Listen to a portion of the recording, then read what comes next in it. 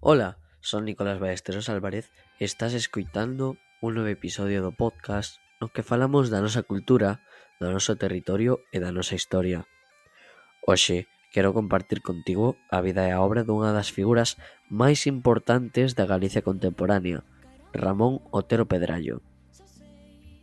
Probablemente xa escoitaches en alguna ocasión o seu nome, que está vencellado ás rúas, institutos e premios. Pero, quen foi realmente este home?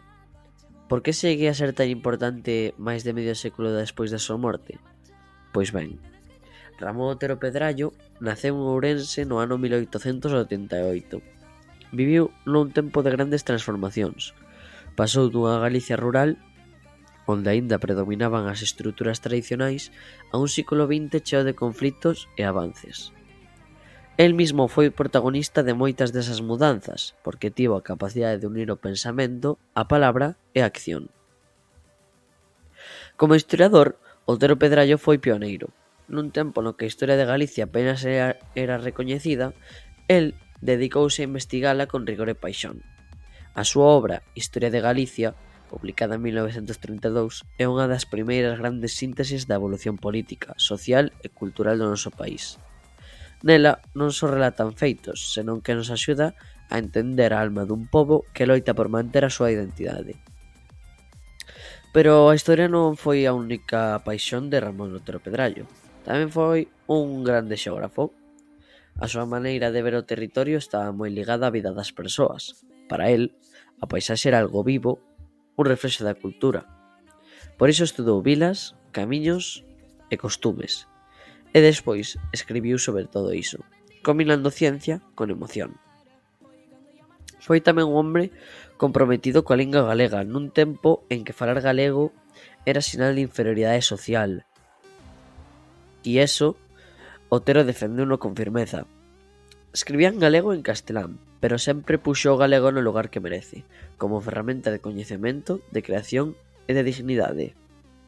E agora dou paso ao meu compañeiro Adrián Rodríguez para que relate a vida política de Ramón Otero Pedrallo. No ámbito político, foi un dos fundadores do Partido Galeguista nos anos 30, xunto a outros nomes como Castelao.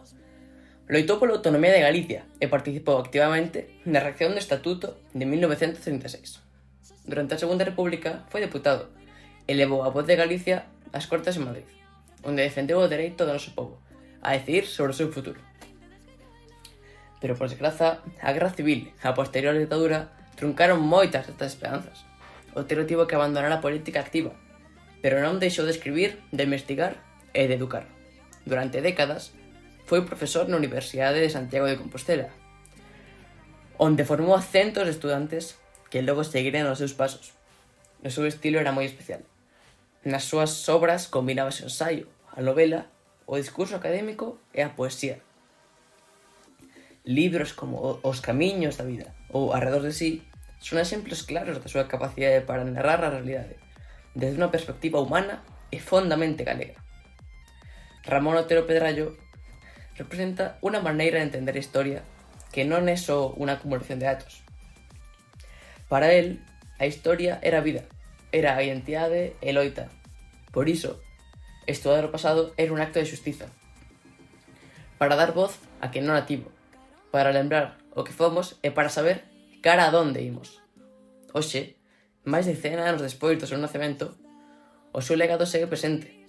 Grazas ao seu traballo, sabemos que Galicia non é só unha rexión con paisaxes fermosas, senón tamén unha terra con alma, con memoria e con futuro. É lembrar, Otero Pedrallo, é lembrar que a nosa historia importa. Como mozos galegos de uns 15 anos, sinto que coñecer figuras como Oteiro é fundamental, porque nos son raíces, sí, pero tamén as. Ensínanos que defender a nosa cultura, a nosa lingua e a nosa historia non é cousa do pasado, senón unha responsabilidade de hoxe. Grazas por escoitar este podcast. Se te gustou, non esquezas compartilo, recomendalo ou mesmo debater con outros sobre o que aquí se dixo, porque falar da nosa historia é o primeiro paso para facela valer. Ata vindeira.